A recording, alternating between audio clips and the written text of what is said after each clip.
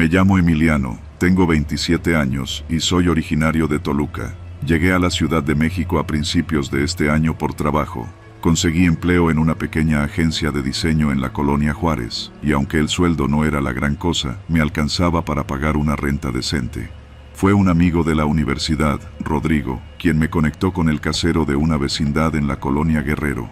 Me dijo que era una oportunidad única, zona céntrica, renta baja y cero trámites complicados. No era precisamente lo que uno sueña, pero después de buscar por semanas sin suerte, acepté. El lugar tenía sus años. Era una vecindad vieja, de esas con patio central, paredes húmedas y pintura desconchada.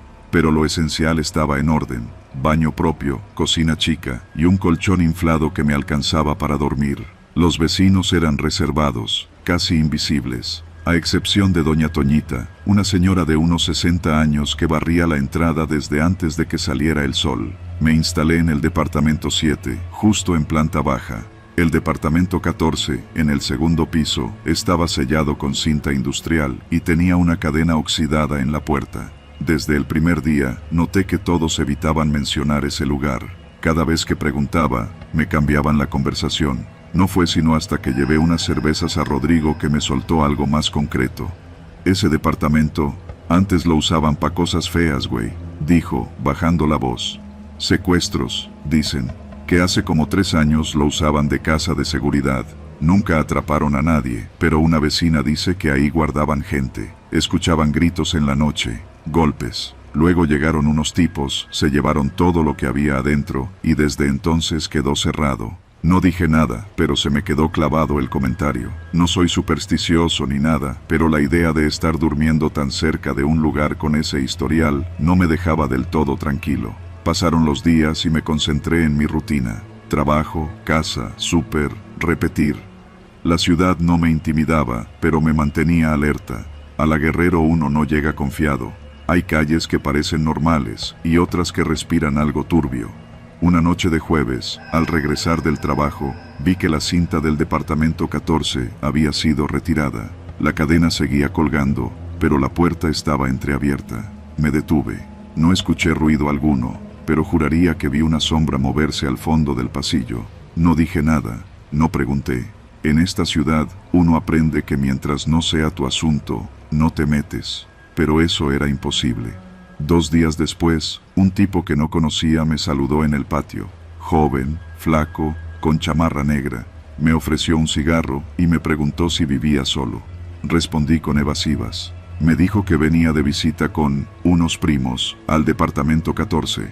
Le pregunté si ya se había rentado de nuevo, y solo me sonrió. Desde entonces, empecé a notar detalles. El ir y venir de motos sin placas, el rechinido de llantas en la madrugada, gente que llegaba con mochilas negras y salía sin ellas. No eran vecinos, no eran visitas normales, nunca duraban más de 15 minutos. Empecé a anotar placas, aunque muchas no tenían. Me descargué una app para reportes ciudadanos y escribí un informe anónimo. Lo mandé un lunes por la noche, sin muchas esperanzas. Al día siguiente, me di cuenta de que la cerradura de mi puerta estaba rayada, como si alguien hubiera intentado forzarla. No había entrado nadie, pero eso fue suficiente para ponerme en alerta. Puse doble candado y dormí con un cuchillo de cocina bajo la almohada. El miércoles, al salir del trabajo, sentí que me seguían. Al principio lo atribuí a la paranoia, pero cuando crucé Reforma, seguía escuchando el mismo motor detrás de mí. Me metí a un Oxxo, esperé 5 minutos y salí. La moto estaba estacionada justo frente a la puerta, con un casco colgando y nadie a bordo.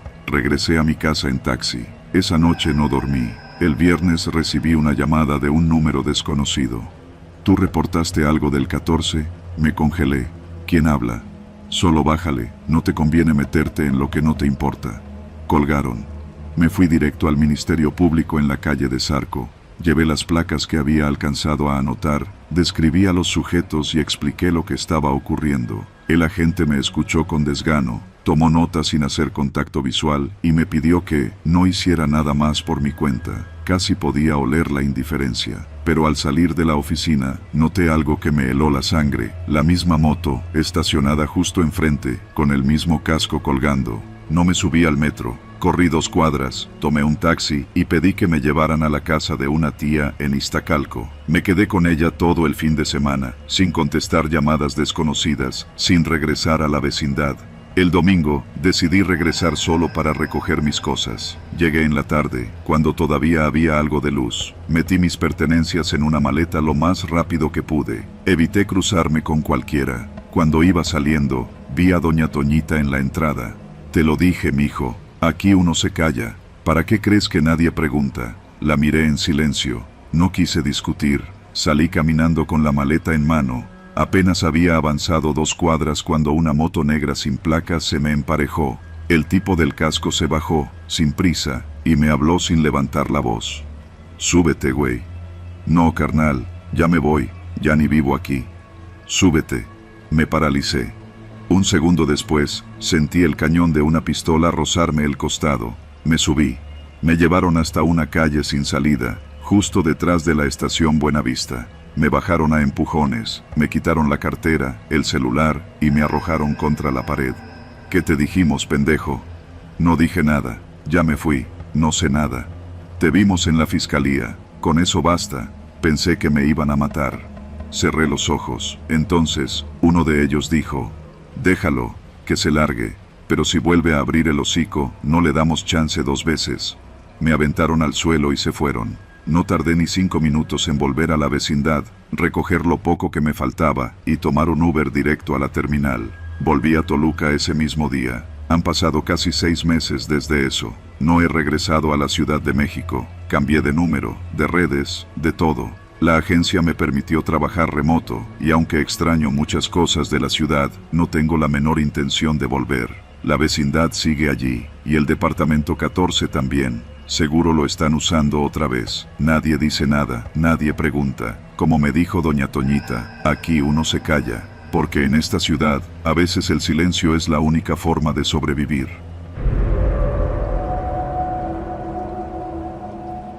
No lo vi venir. Uno piensa que las tragedias llegan como un trueno, algo que se puede anticipar por la tormenta, pero esto fue más como una gota fría cayendo del techo, lenta y sin aviso. Mi hermano, Arturo, desapareció hace casi 3 semanas. Trabajaba como mecánico en un taller de esos que parecen llevar 100 años igual, ubicado en la calle Jesús Carranza, justo a una cuadra del Mercado Martínez de la Torre, ahí en la colonia Guerrero.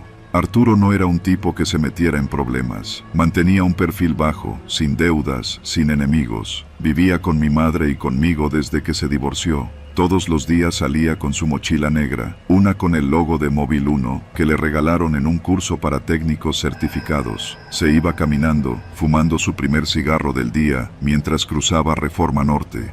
Siempre decía que lo único bueno de vivir en la Guerrero era que todo estaba a 10 minutos caminando. Yo también trabajo cerca, en una tienda de pinturas en la misma calle.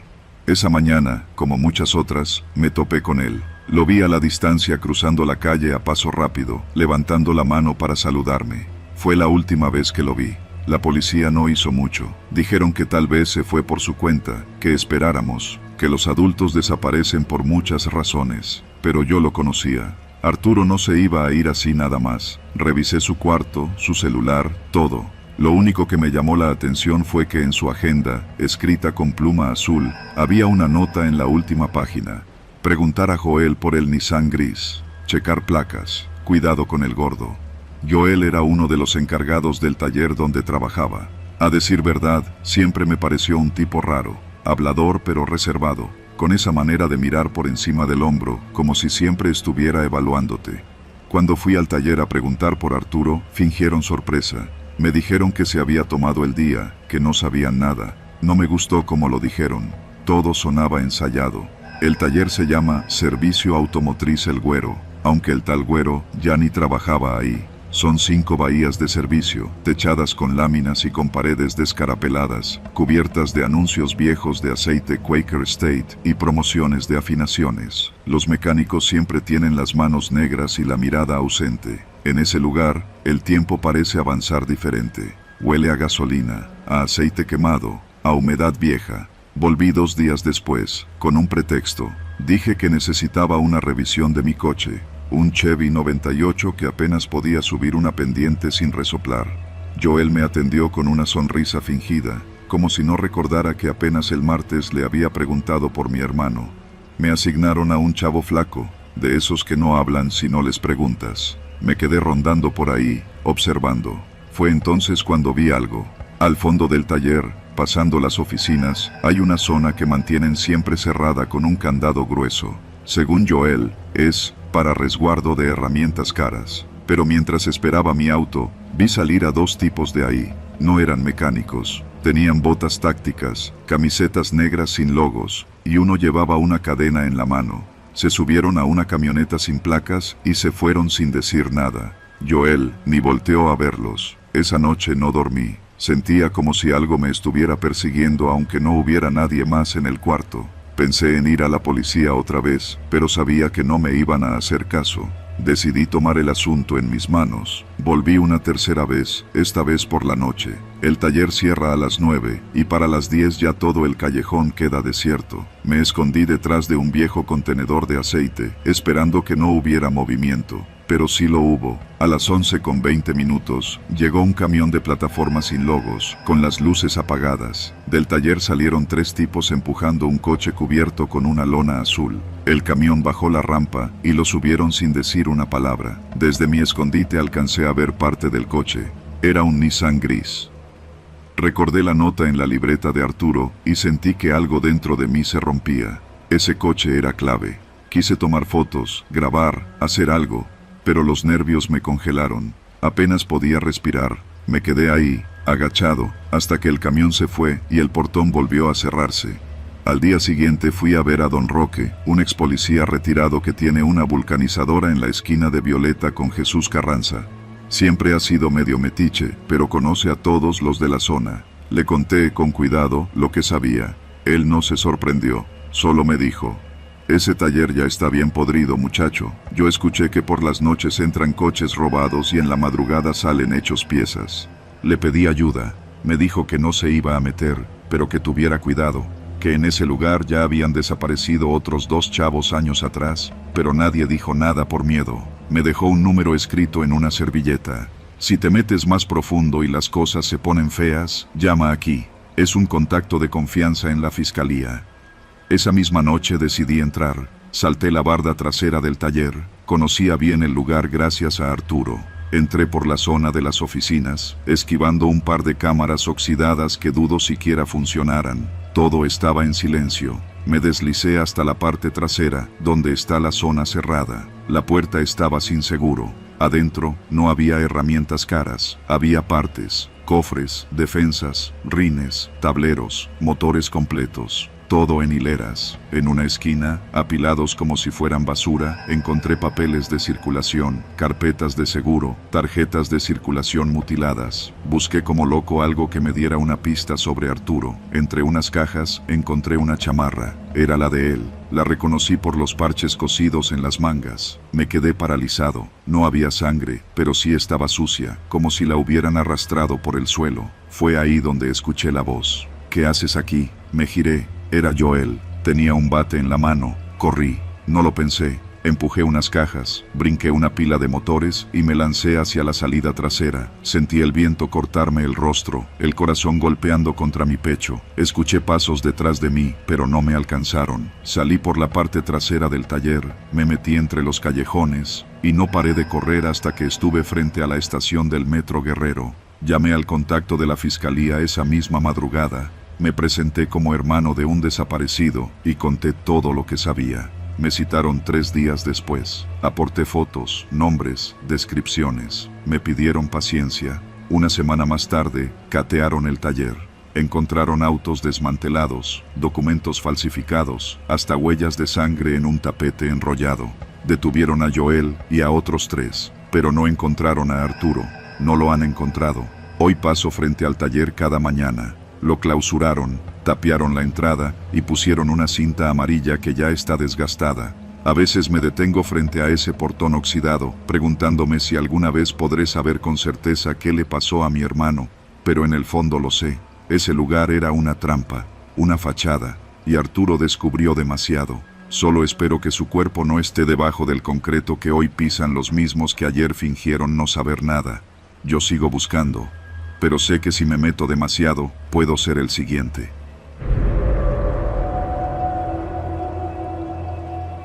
Me llamo Armando y hasta hace poco trabajaba en mantenimiento para el sistema de transporte colectivo Metro.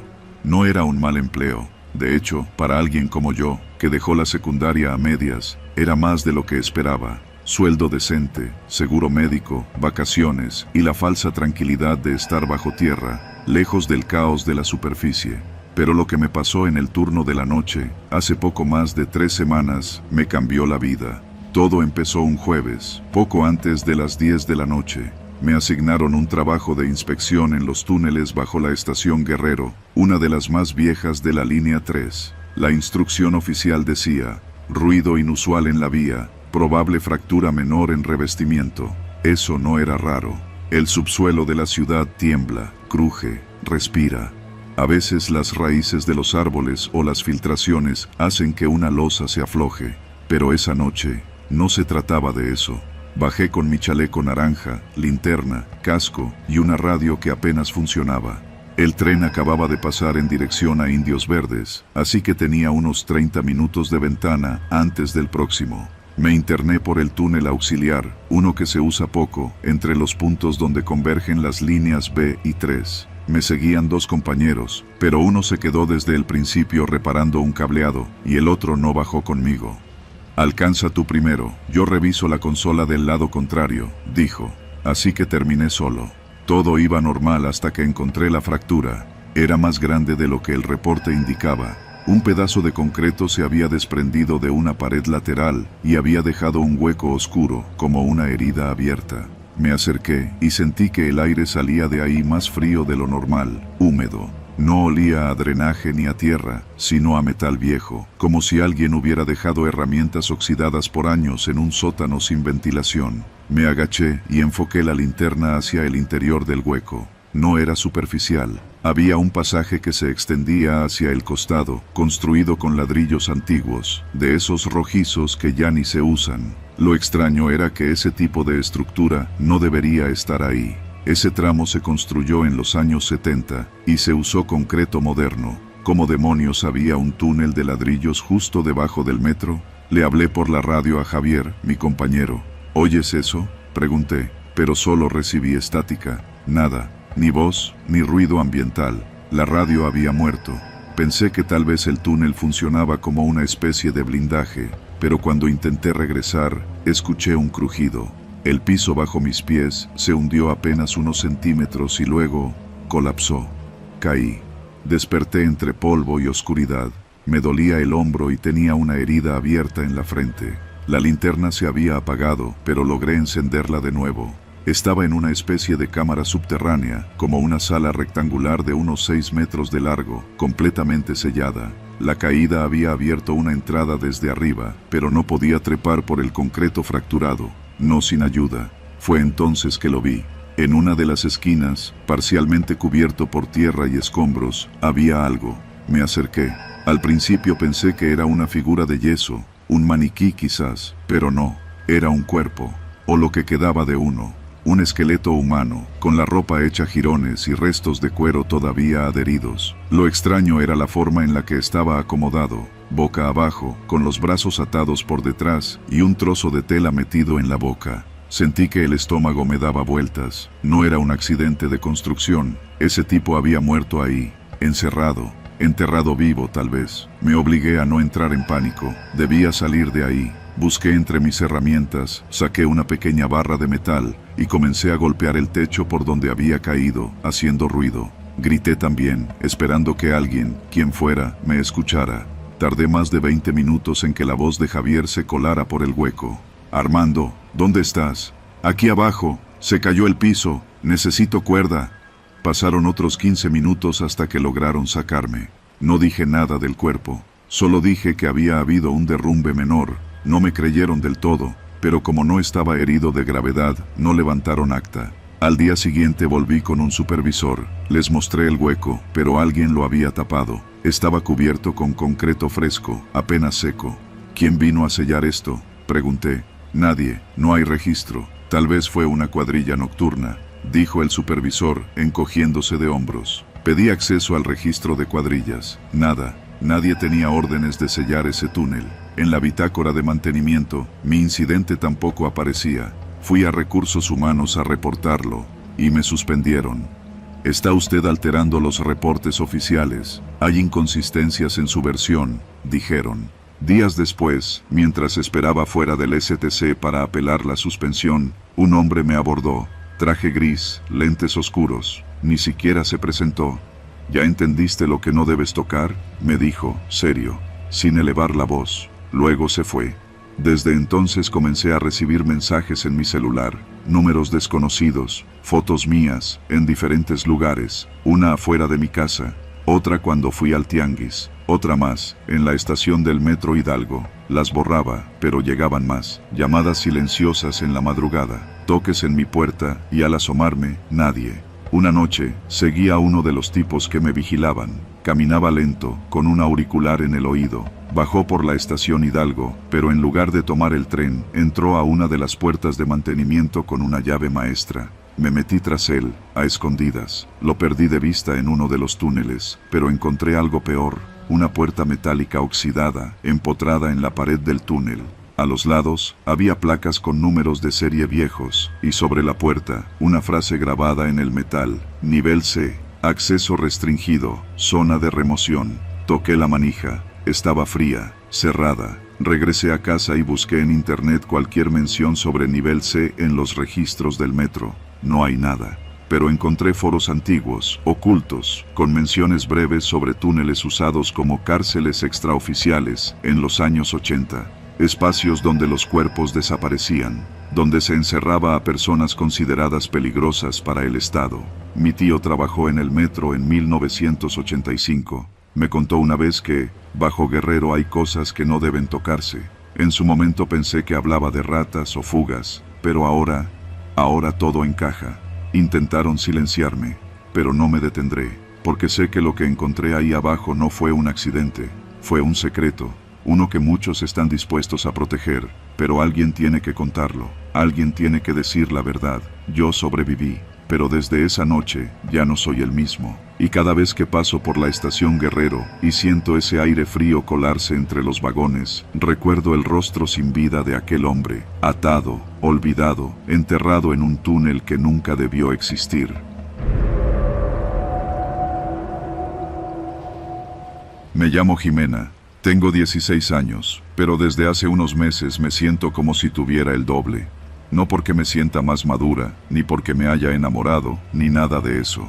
Lo que me pasó fue real, fue feo, y aunque sigo viva, no me dejó intacta. Vivo en la unidad habitacional Nonoalco Tlatelolco, en el edificio Veracruz, frente al eje central. Mi mamá trabaja en una estética cerca del metro Guerrero, y mi hermana mayor se fue a vivir con su novio a Iztapalapa, así que casi siempre estoy sola después de la secundaria. Ese día, un martes cualquiera de octubre, salí tarde del CCH. Eran como las 7:15 cuando llegué al cruce de Mosqueta y Guerrero. Todavía había luz, pero las sombras ya estaban larguísimas. Caminaba con mis audífonos puestos, viendo historias en Instagram, cuando escuché una discusión fuerte. Bajé el volumen del teléfono y crucé la mirada hacia un estacionamiento improvisado entre dos edificios viejos. Era de esos lotes baldíos con un portón de lámina oxidada, donde cobran 20 pesos la hora a los vecinos que no tienen cochera. Me escondí tras un puesto de dulces cerrado y me asomé discretamente. Había dos tipos forcejeando con una mujer. No parecía un asalto. La mujer gritaba con desesperación, no con sorpresa. Uno la tenía del cabello, el otro sacó algo del pantalón. No lo vi claramente, pero escuché el sonido metálico. No me preguntes por qué no me fui corriendo. Me paralicé. Mi corazón empezó a latir como si me lo estuvieran apretando desde adentro. Lo único que hice fue sacar el celular del bolsillo y comenzar a grabar. Fue rápido, apenas unos segundos. El tipo del cuchillo la apuñaló en el abdomen como si fuera una costumbre. La mujer cayó sobre un charco de agua sucia. El otro tipo se arrodilló junto a ella y le revisó la bolsa. Sacó algo pequeño, un celular, creo, y ambos se largaron por una puerta lateral hacia el callejón que conecta con Jesús Carranza. Me quedé quieta, ni respiraba. Cuando se fueron corrí como nunca. Crucé la calle, entré a la unidad por el paso peatonal del edificio Puebla y me encerré en mi cuarto. Mi mamá no había llegado todavía. Me senté en la cama y puse a reproducir el video. Era corto, apenas 40 segundos, pero se veía todo, las caras de los dos tipos, la navaja, el grito de la mujer, el momento en que cayó. Me tapé la boca para no llorar. ¿Qué chingados acababa de ver? Pensé en ir a la policía, pero no me iban a creer, iba a acabar metida hasta el cuello. ¿Y si ellos sabían dónde vivo? Me convencí de que debía borrar el video, fingir que no pasó nada. Pero antes de hacerlo, lo subí a una cuenta falsa de YouTube, privada, solo para tener una copia. Una parte de mí sabía que eso no se podía quedar así. Esa noche no pude dormir, cada ruido me hacía brincar. No le dije nada a mi mamá, solo le dije que estaba cansada, que me iba a acostar temprano. A la mañana siguiente, la noticia ya estaba en redes. Mujer asesinada a puñaladas en predio de la colonia Guerrero. No decían nombres, tampoco mostraban rostros, nadie había visto nada. Pasaron 3 días, yo seguía yendo a la escuela, actuando normal, pero no me sentía normal. Estaba paranoica, miraba a todos con desconfianza, sentía que alguien me seguía. Hasta que llegó el primer mensaje. Era viernes, estaba en casa, terminando una tarea. De pronto, me llegó una notificación de WhatsApp desde un número desconocido. No tenía foto de perfil ni nombre, solo decía, «Qué bonito teléfono tienes». Me reí nerviosa. Pensé que era una broma. No contesté. Al minuto, otro mensaje. «La vista desde tu ventana está chida». Se me heló la sangre. Caminé hacia la ventana. Vivo en un 3er piso, y desde ahí se ve el jardín comunal. Justo enfrente hay un edificio gemelo. Miré, pero no vi nada. Entonces llegó la foto. Era la fachada de mi edificio, mi ventana, tomada desde el otro edificio, y un mensaje. «Si subes eso que grabaste, nos vamos a enojar». Me temblaban las manos. Cerré las cortinas y eché el pestillo de la puerta. Mi mamá todavía no llegaba. Sentí náuseas, me dieron ganas de vomitar, no sabía qué hacer, no se lo podía contar a nadie. ¿Y si habían visto mi rostro en el reflejo del video?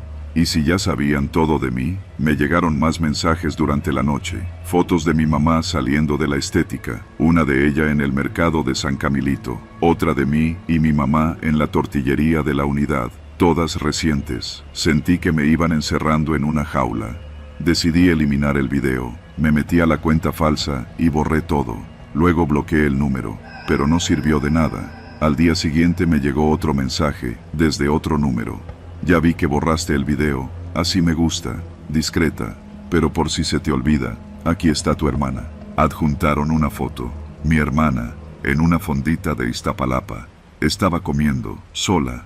Me eché a llorar como niña chiquita. Me sentí atrapada. No podía hablar con nadie.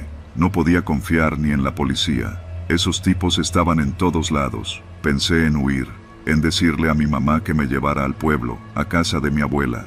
Pero el mensaje siguiente fue aún más claro. «Si corres, te seguimos. Si hablas, se muere alguien. Si cooperas, aquí no pasó nada». Duré una semana entera sin mencionar nada. Borré todas mis redes, dejé de usar WhatsApp, me mantenía encerrada, en silencio. Solo salía al CCH y de regreso. Pero algo cambió en mí. Ya no era la niña tímida de antes. Me empecé a fijar en todo. En los autos que se estacionaban cerca. En los tipos que me seguían con la mirada.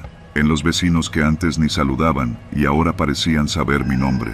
Un día, encontré una cámara escondida en la jardinera del edificio.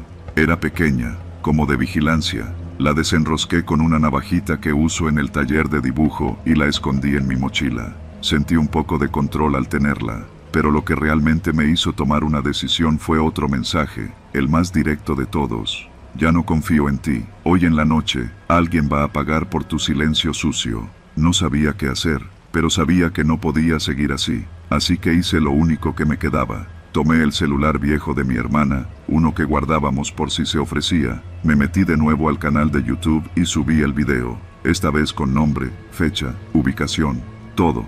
Le mandé el enlace a un reportero que seguía en redes desde hacía años, uno que cubría crimen en la zona centro. Le conté lo que había pasado, todo. Me dijo que me ayudaba, pero que debía desaparecer por unos días. Mi mamá no entendía nada cuando le dije que debíamos irnos. Le mostré los mensajes, las fotos, lloró, gritó, me abrazó como si yo fuera de papel.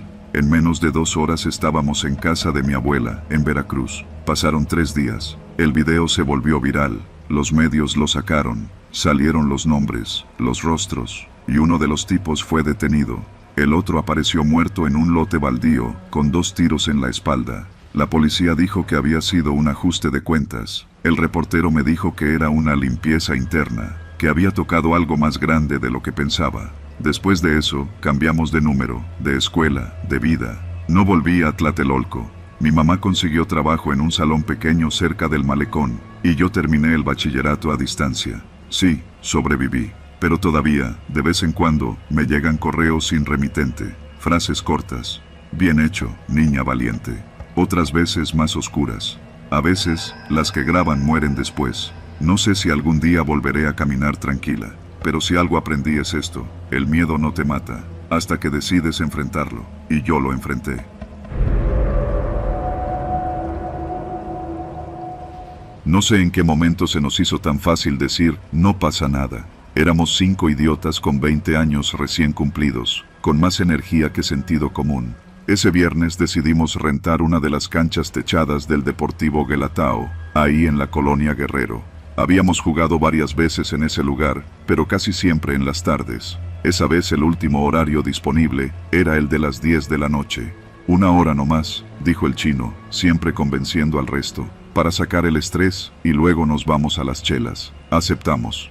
A las 10:30 ya estábamos metidos en la cancha, con el portero medio dormido que nos soltó la llave del vestidor y nos dijo, como al pasar: terminen y me avisan, pero rápido. A las 11 en punto se cierra todo. Jugamos como si no hubiera mañana. Gritamos, nos empujamos, nos reímos. Éramos el chino, el Brian, el Quique, el Memo y yo. 5 morros que crecimos entre Tlatelolco y La Guerrero, con más barrio que futuro. Cuando terminamos, ya eran casi las 11:20. El deportivo estaba en silencio.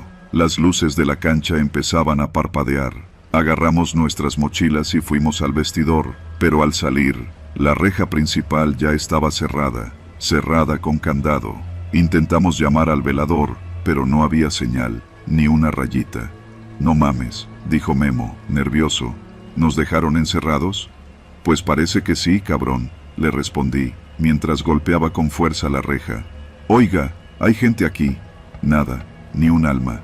Igual el ruco fue por tacos, ahorita vuelve, dijo Brian, más optimista de lo que merecía la situación. Nos reímos nerviosamente. Era eso, o ponernos a gritar como locos. Nos sentamos en las gradas a esperar. Eran casi las 12 cuando lo escuchamos. Voces. Al fondo, del lado de la cancha de básquetbol, se empezaron a escuchar murmullos y pasos. No eran pasos normales, eran muchos y al mismo tiempo, pero nadie estaba jugando. ¿Son otros chavos?, preguntó el chino, parándose.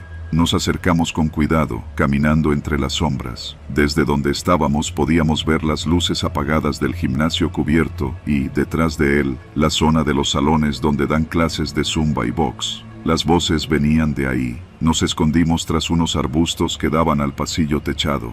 Ahí los vimos. Eran como 8 hombres, vestidos todos de negro. No eran chavos, eran adultos, tipos serios, duros. Uno de ellos arrastraba un costal enorme. Otro llevaba una mochila de esas tácticas que usan los militares. Se formaron en círculo y uno empezó a hablar, pero no entendíamos nada desde donde estábamos. Brian se quería reír. Pensó que era una broma o una grabación para una película, hasta que escuchamos un golpe seco, como un puñetazo contra carne. Luego otro, y después, un quejido apagado. No eran risas, no era actuación.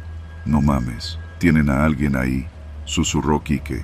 Nos arrastramos un poco más. Fue el peor error. Uno de ellos se volteó bruscamente, como si nos hubiera olido. Levantó una lámpara y la giró hacia donde estábamos. No alumbró de lleno, pero fue suficiente para que Quique se asustara y soltara una maldita botella vacía que llevaba en la mochila. El ruido fue clarito. ¿Quién anda ahí?, gritó una voz profunda. No lo pensamos. Corrimos. Volvimos al centro del deportivo, directo hacia la reja, como si de repente fuera a abrirse por arte de magia. Nada. Golpeamos la reja, gritamos. Quique ya estaba llorando. Lo que habíamos visto no era un juego. Esos tipos estaban haciendo algo que no debía ser visto. Entonces escuchamos los pasos. Ya venían. No corriendo, caminando rápido, coordinados, como si ya supieran qué hacer. «Métanse al gimnasio», gritó el chino. Corrimos al gimnasio cubierto. Estaba oscuro, pero al menos la puerta no tenía candado. Cerramos por dentro, pero no había seguro, solo un pasador endeble. «Esto no los va a detener», dijo Memo, blanco del miedo. «Nos tenemos que esconder, güey, separarnos», dije yo, pensando rápido. «Si nos agarran juntos, valimos». Fue una decisión improvisada, pero todos aceptamos. El gimnasio tenía muchas sombras, muchos rincones. Nos dispersamos. Yo me metí debajo de las gradas retráctiles. Escuché los pasos llegar. Abrieron la puerta. Entraron despacio, con linternas. Alcancé a ver la luz rebotando entre los muros. No hablaban, solo caminaban. Uno pasó a menos de 2 metros de mí. Su linterna barría el suelo. No sé cómo no me vio. Escuché gritos apagados, gritos de mis amigos. Después de varios minutos, el silencio volvió. No salí de mi escondite hasta que escuché la reja de nuevo. Se abría. Luego, un motor arrancando. Esperé unos minutos más, hasta que todo se volvió silencio absoluto. Ni los perros ladraban. Salí gateando. No veía a nadie. Grité sus nombres. Nadie respondió. Corrí al pasillo techado. Estaba vacío. El salón donde habían estado aquellos tipos estaba abierto. Adentro solo quedaban manchas en el suelo, líquido oscuro, un guante quirúrgico, una bolsa negra rota. Me escondí hasta el amanecer. Fue el velador quien me encontró, al borde del shock. Llamó a la policía. Llegaron tarde, como siempre. Les conté todo. No me creyeron del todo, pero tampoco me arrestaron. Del chino, del Brian, de Memo y de Quique. No se supo nada. Solo sus mochilas, abandonadas en una esquina. Ni siquiera sus celulares. Quisieron decir que nunca entramos, que nos habíamos ido antes de que cerraran. Pero yo estuve ahí, yo los vi. Y cada vez que paso cerca del Deportivo Guelatao, me pregunto si ese lugar es realmente público. O si hay cosas que el gobierno prefiere dejar en las sombras. Nunca regresé, nunca volví a ver a mis amigos. Y lo peor no es eso. Lo peor es que cada vez que intento dormir, cierro los ojos y escucho la voz del que preguntó, ¿quién anda ahí? Y me doy cuenta que no solo nos vieron, nos estaban esperando.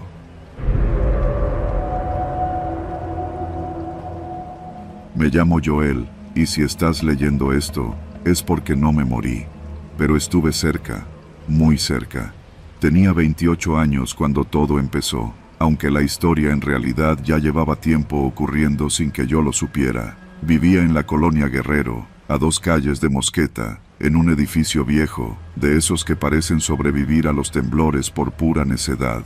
Era un martes cualquiera, por la noche. Yo vendía artículos por catálogo y ocasionalmente ayudaba a un tío con su puesto de ropa en Tepito, pero desde hacía unos meses la cosa estaba floja. Empecé a pasar más tiempo sin rumbo, caminando, vagando con la sensación de que algo no andaba bien, pero sin saber exactamente qué era. Fue en una de esas caminatas nocturnas que me crucé con él, un hombre delgado, de piel cobriza, cabello bien peinado hacia atrás con gel barato y una voz suave, como de locutor de madrugada. Lo encontré en una banqueta sobre Mosqueta, justo frente al mercado Martínez de la Torre. Estaba hablando con un grupo de 3 chavos, todos sucios, flacos, con la mirada extraviada. Me llamó la atención porque no les gritaba ni los humillaba. Les hablaba con respeto, con afecto incluso, como si fueran sus hijos. «Tú no sabes que eres elegido, hijo», le decía a uno. «Pero yo sí, Dios me lo dijo». Pasé de largo, sin hacer contacto visual, pero esa misma noche lo volví a ver. Estaba frente al mismo mercado, pero esta vez solo. Me saludó como si me conociera. «Dios te bendiga, hermano. ¿Ya cenaste?». No respondí, pero algo en mí sintió vergüenza por ignorarlo. Me detuve. «No, aún no. Aquí nadie tiene que pasar hambre. Vente, acompáñame». Me llevó a una vecindad derruida sobre la calle Violeta, apenas iluminada por un foco colgando. Dentro había una mesa de plástico, frijoles recalentados y pan duro. Pero era comida. Había otros 5 chicos, de distintas edades. Uno de ellos no tendría más de 15 años. El predicador, porque así se hacía llamar, el pastor Efraín, me dijo que podía regresar cuando quisiera, que no cobraba nada, que lo único que pedía era escuchar con el corazón. Regresé 2 días después. luego 4, luego todos los días. Había algo hipnótico en cómo hablaba. No era exactamente un religioso, al menos no como los que predican en iglesias o caminan con Biblias bajo el brazo. Su discurso mezclaba versículos bíblicos con ideas de justicia, venganza, redención. Decía que el sistema estaba podrido, que nosotros éramos el ejército que venía a limpiar esta ciudad. Los hijos olvidados, nos llamaba. A los pocos días, me invitó a participar en una labor. Un favor, dijo. Solo vigilar afuera de una casa en Tlatelolco mientras otros entraban. No me explicó mucho, pero el tono que usó no admitía negativas. Fui. Me pagaron 2,000 pesos en efectivo. Esa noche dormí con el estómago lleno. Poco a poco, entendí lo que era en realidad. Una célula criminal que usaba a jóvenes sin nada que perder como carne de cañón. Robos, secuestros express, extorsión. Todo disfrazado de misión divina. Uno de los chicos, Lalo, apenas tenía 16 años, venía de Chalco, había escapado de su casa, era noble, callado, no parecía hecho para esa vida, pero cuando lo mandaron a hacer su primer encargo, volvió con la mirada rota. Nunca nos dijo qué pasó exactamente, solo dejó de hablar, dejó de comer. Un día, simplemente ya no despertó. Dicen que se tragó una bolsa con pastillas. Efraín lo llamó, un alma débil que no entendió el llamado. Quise irme, lo juro, pero cuando traté de hacerlo, Efraín me visitó en la madrugada, entró a mi cuarto sin tocar, se sentó en una silla de plástico, mirándome como si supiera cada cosa que yo pensaba. Ya no tienes a nadie, Joel, me dijo. ¿A dónde vas a ir? ¿A dormir en la banqueta como antes? Aquí tienes comida, cama, hermanos. ¿Vas a tirar todo eso? No pude decir nada. Tenía razón. Mis padres murieron en un accidente años atrás. No tenía pareja. No tenía hijos, solo me tenía a mí, y ahora, a él. Pero todo cambió el día en que nos tocó secuestrar a una mujer. Era la hija de un empresario. Nos dijeron que sería sencillo. Entrar, someter al chofer, subirla al vehículo y llevarla al punto de entrega. Yo no debía participar directamente, solo conducir. Pero cuando vi a la mujer llorar, gritar, pedir por su hija, algo se quebró dentro de mí. Aquella noche no pude dormir. Y no fue por remordimiento, fue por miedo, no al castigo divino, sino a Efraín. Si descubría que había dudado, que había temblado, sabía que podía terminar como Lalo. Empecé a planear mi escape, no podía hacerlo de golpe, tenía que parecer natural. Me ofrecí como voluntario para ir a hacer las entregas. Así empecé a caminar más por la ciudad, reconectando con lugares que me recordaban que aún era humano. Fue en una de esas entregas que encontré a Gina, una excompañera de la secundaria que ahora trabajaba en un comedor comunitario en la colonia San Rafael. Me reconoció al instante, y aunque intenté hacerme el desentendido, insistió en que me quedara a comer. Charlamos, y por primera vez en meses, reí. Las siguientes semanas fingí seguir en la organización. Hacía lo justo para no levantar sospechas, pero cada noche escribía todo lo que sabía en un cuaderno viejo que escondí bajo las baldosas del baño. Nombres, fechas, ubicaciones, movimientos. Pensaba entregárselo a Gina o quizá a la policía si encontraba el valor, pero sabía que no tenía mucho tiempo. La paranoia se volvió constante. Veía a otros de la congregación siguiéndome, vigilándome. Una noche encontré una nota clavada en la puerta de mi cuarto. Dios ve a los traidores. Esa noche supe que no podía esperar más. Tomé el cuaderno, una mochila con algo de ropa y caminé sin rumbo. No podía volver a mi departamento, ni a la vecindad. Dormí en un parque esa noche, con la espalda contra una barda y el cuaderno abrazado al pecho. Al amanecer, fui con Gina. Le conté todo. Al principio pensó que exageraba, pero cuando vio los detalles del cuaderno, su rostro cambió. Me ayudó. No me preguntes cómo, pero consiguió que un agente federal lo leyera. Días después, la policía entró a la vecindad de Mosqueta con armas largas. No encontraron a Efraín, pero sí a varios de sus muchachos, junto con evidencia suficiente para vincularlos a al menos 5 secuestros y docenas de robos. Yo fui incluido como testigo protegido. Me movieron de ciudad, me dieron otro nombre, pero sigo sin dormir bien, porque Efraín nunca fue capturado. Algunos dicen que se fue al norte, otros que se esconde en algún rancho al sur de la ciudad, pero yo sé que sigue aquí. A veces, cuando paso por algún mercado o escucho a alguien predicar en la calle, me congelo, porque su voz era inconfundible, suave, seductora, como miel podrida. Sobre Mosqueta, aún hay jóvenes que desaparecen, a veces sin dejar rastro, y yo sigo mirando por encima del hombro, porque sé que algún día volverá por mí.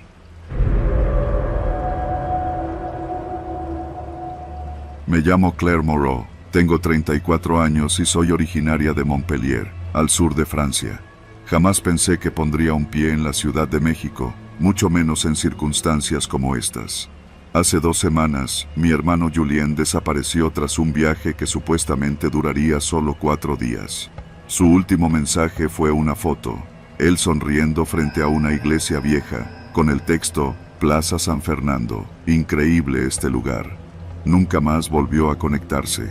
La embajada no ha sido de ayuda. Las autoridades mexicanas parecen rebasadas. Todos asumen que mi hermano simplemente se fue por su cuenta. Pero yo lo conozco. Julien no era de los que desaparecen así como así. Siempre era meticuloso. Sus viajes eran planificados al milímetro. Si no me hablaba en más de 24 horas, algo andaba mal. Así que compré un vuelo y llegué una tarde nublada a la capital. Día 1. Mi primer destino fue la Plaza San Fernando. El lugar tenía una vibra extraña. Era bonito a la vista, pero con un silencio que no encajaba con el bullicio del centro histórico.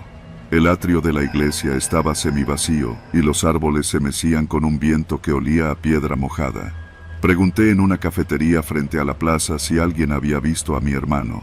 Mostré su foto impresa. Nadie dijo nada, pero una mujer mayor, que estaba barriendo la acera, me observó desde la distancia. Tenía la mirada fija, como si supiera algo, pero en cuanto me acerqué, se dio la vuelta. No era la primera vez que sentía que algo estaba fuera de lugar. Por la noche, mientras revisaba las fotos de Julien en su cuenta de redes sociales, noté una que no recordaba haber visto antes.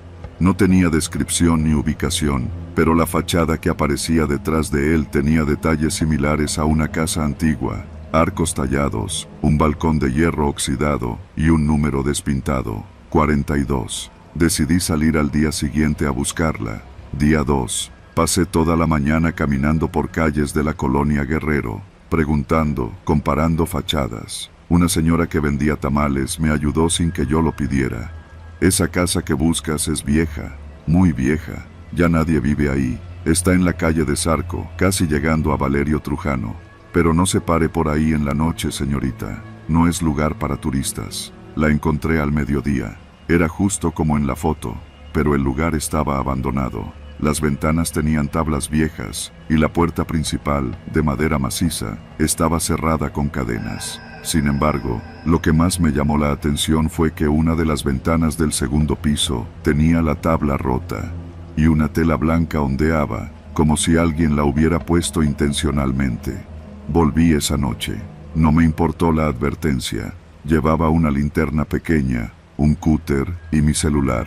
Me metí por un hueco en la reja lateral. La casa tenía el olor agrio del encierro, humedad, polvo y algo más. Algo como perfume barato. Adentro, el silencio era absoluto. Las paredes estaban descascaradas. Vi grafitis, botellas vacías y colillas de cigarro. Pero también vi otra cosa. Una lista de nombres escrita en la pared del pasillo. La tinta parecía fresca. Entre ellos, uno resaltaba, Julien M. Sentí un temblor involuntario en la pierna. La linterna tembló en mi mano. Seguí explorando hasta llegar al fondo. Ahí, una puerta vieja con una cerradura oxidada parecía más cuidada que el resto. Tenía un nuevo candado. Me alejé. Antes de irme, subí por las escaleras de madera que crujían con cada paso. Desde la planta alta, vi hacia la calle. Un taxi se detuvo justo frente a la casa. No hizo ruido. No bajó nadie. Solo estuvo ahí. 5 minutos. Luego se fue. Dormí poco esa noche. Desperté sobresaltada a cada sonido. Día 3. Volví en la mañana, con más luz, para asegurarme de que no había imaginado nada. En la reja encontré algo pegado con cinta. Un post-it. En español decía, si sigues preguntando, vas a terminar como él. Ese fue el primer momento en que sentí verdadero miedo. No fui a la policía. ¿Qué les iba a decir? que alguien anónimo me dejó una nota amenazándome por entrar a una casa abandonada. Imposible. Lo único que me quedaba era seguir por mi cuenta. Caminé durante horas buscando pistas. Finalmente, en una pequeña papelería que vendía boletos de lotería, una mujer de unos 60 años me habló bajito cuando vio la foto de Julien. No diga nada aquí afuera. Vuelva en la noche cuando cierre. Venga sola. Volví a las 9. El lugar estaba cerrado, pero al tocar, ella me abrió rápido y cerró con seguro detrás de mí. Vi a su hermano. Entró a esa casa con otros 2 tipos. No era secuestro. Entró caminando, normal. Ellos lo metieron y ya no salió. No sé qué pasó adentro, pero esa casa no es la única. Hay otras, casas igualitas. Todas están en la misma zona. Nadie se mete. Todos fingen que no las ven. ¿Sabe quién las usa? Le pregunté. Hombres, camionetas, jóvenes que llegan y ya no se ven. Me dio una dirección, otra casa, esta vez en la calle de Violeta. Fui esa misma noche. Día 4. La casa de Violeta no parecía abandonada. Tenía cortinas nuevas y un timbre moderno, pero nadie respondía al tocar. Me quedé esperando desde una banca enfrente. A eso de las 11 de la noche, llegó una camioneta gris. Del asiento trasero bajó un muchacho con la cabeza agachada. Entró. 2 minutos después, la camioneta se fue. Me armé de valor. Crucé la calle y me metí por el lado donde la barda estaba rota. Desde el patio trasero, vi una luz tenue en el segundo piso, y entonces, lo escuché. Una voz, un gemido. Subí lentamente por una escalera de metal. La ventana tenía persianas rotas, pero por las rendijas vi una escena que me heló la sangre. Una habitación con una cama vieja, una lámpara encendida, y un chico amarrado de manos, con los ojos cubiertos. No era Julien, pero estaba vivo. Saqué fotos. Volví corriendo al hotel. Esa noche no dormí. Día 5. Al amanecer volví a la embajada. Esta vez no pedí ayuda. Exigí.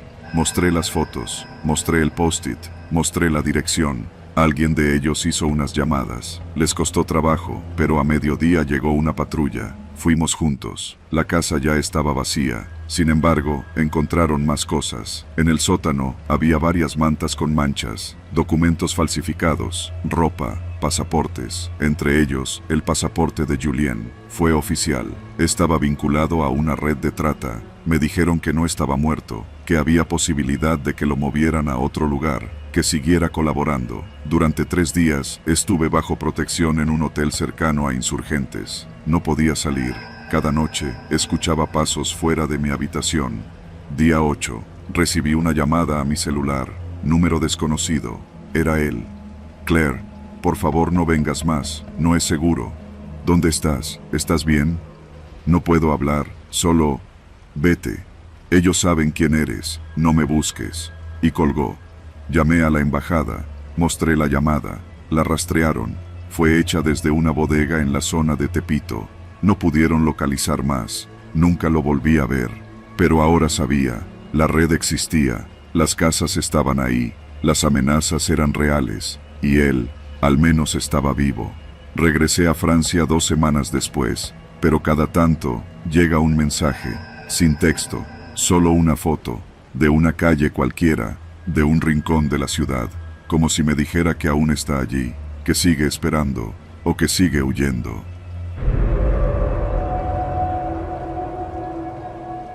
Yo crecí en la colonia Guerrero. De niño me parecía normal vivir entre edificios viejos, con fachadas parchadas de pintura y cables colgando por todos lados. Ya de adulto, seguí allí. No por elección, sino porque la renta en la calle Magnolia seguía siendo baja, y yo apenas sobrevivía con lo que ganaba como diseñador freelance. Vivía solo en un departamento del 4º piso, sin lujos, sin grandes historias. Al menos hasta que todo cambió. La primera vez que noté algo extraño fue una noche de octubre. Serían como las 3 de la madrugada cuando me despertaron unos golpecitos, casi como pasos arrastrados, provenientes de la azotea. Pensé que sería un gato, o tal vez el hijo del vecino que se había metido a fumar a escondidas. Me puse los audífonos y me volví a dormir. Pero los ruidos siguieron, no todas las noches, pero sí con una frecuencia extraña. Siempre entre las 2 y las 4 de la madrugada. A veces eran pasos, a veces como un arrastre. Otras veces juraría que escuchaba un ligero rechinar metálico, como si alguien moviera un carrito. Una noche me armé de valor y subí. Llevaba una linterna y el corazón latiéndome en el cuello. La puerta de acceso a la azotea no tenía seguro, así que no era raro que alguien pudiera subir. Cuando empujé la puerta de lámina, el aire frío me golpeó en la cara. La ciudad estaba muda y bajo la luz naranja de los faroles, la azotea parecía cualquier otra. Unos tanques de gas, ropa colgada y restos de botes vacíos de pintura. No vi nada, pero al girar hacia el rincón junto al tinaco, encontré algo que me puso la piel de gallina. Una cobija sucia, una bolsa de plástico con envolturas de pan dulce y una libreta vieja, toda arrugada por la humedad. La abrí, no tenía nombre, pero lo que vi en esas páginas me revolvió el estómago. Había listas de nombres y horarios. Departamento 2, sale a las 6:15. Señora del 3, regresa del mercado a las 10. Chava del 1, deja la puerta entreabierta al llegar borracha. Y más, muchos más. Eran notas obsesivas. Alguien nos estaba vigilando. A todos. Me bajé de inmediato, temblando. Cerré la puerta de mi depa, atranqué con la silla. Me pasé lo que quedaba de la noche viendo la libreta, tratando de entender quién y por qué haría algo así. No había nombres de personas, solo referencias por número de departamento. Parecía una bitácora de vigilancia. Al día siguiente, hablé con el administrador del edificio, don Aurelio, un señor ya grande, que vivía en planta baja. Me escuchó con calma mientras fumaba un delicado sin filtro. ¿Y qué quieres que haga, mijo?, me dijo con ese tono de, ya no estoy para esto. Aquí la gente sube, baja, hay inquilinos que ni yo conozco ya, mientras no se roben los tanques. Pero alguien nos está vigilando, le insistí. Tiene anotados los movimientos de todos, está durmiendo allá arriba, tiene comida y cobijas. ¿Tú crees que eso es nuevo?, me interrumpió. Hace unos meses la señora del 5 encontró a un tipo durmiendo en su azotea también, en otro edificio por Zaragoza, y nadie hizo nada. Esa es la ciudad que tenemos, tú solo cuídate y ya. Me fui furioso. Esa noche no dormí. Apagué todas las luces y me quedé escuchando, con la puerta del depa cerrada a piedra y lodo. Eran las 2:30 cuando escuché otra vez pasos, luego un ruido metálico, como de candado o cadena, y luego, lo más inquietante, el sonido de algo arrastrándose justo encima de mi techo. Lo que más me sacó de quicio fue que el techo de mi cuarto era parte de la azotea. Me sentí vulnerado, como si ese tipo, porque ya estaba convencido de que era un hombre, supiera exactamente cuándo yo estaba despierto. Los días siguientes fueron una mezcla de paranoia e impotencia. Algunos vecinos me decían que también habían escuchado cosas, pero nadie quería meterse. Uno me dijo que lo había visto, un hombre flaco, de cabello largo, que subía por la escalera de incendios de otro edificio cercano y que saltaba de azotea en azotea como si fuera parte del paisaje urbano. Parecía una sombra, me dijo, como si no quisiera ser visto, pero supiera que no le importamos. Entonces decidí hacer algo. No iba a quedarme de brazos cruzados. Me compré una cámara de vigilancia barata, de esas que se conectan al celular por Wi-Fi, y la escondí en un rincón de la azotea, apuntando hacia donde había encontrado la cobija. Esa noche no hubo ruidos, ni la siguiente. Pero a la tercera noche, a las 3:12, la cámara me mandó una notificación. Revisé el celular y ahí estaba. Un hombre, muy delgado, vestido con ropa vieja y oscura, cargando una mochila raída. Caminaba despacio, agachado, como si fuera un animal. Se detuvo frente a la cámara, miró hacia el lente directamente y sonrió. No me atreví a subir, solo apagué el celular. No pude dormir en toda la madrugada. Por la mañana, subí con cuidado. La cámara ya no estaba. Solo había una nota escrita en una hoja de libreta, doblada varias veces y sujeta con una piedra. Decía, el que mira también es mirado. Ahí supe que estaba en problemas. Empecé a notar otras cosas. Galletas desaparecidas de mi alacena. La cortina del baño corrida cuando yo siempre la dejaba abierta. Huellas de zapatos mojados en el patio común cuando no había llovido. Me volví paranoico. Pensé en irme del edificio, pero eso significaba perder todo lo poco que tenía. Y además, no me quería ir sin saber quién era ese tipo. Una noche me escondí en la azotea. Me aposté tras el tanque de gas, con un palo de escoba reforzado con un tubo.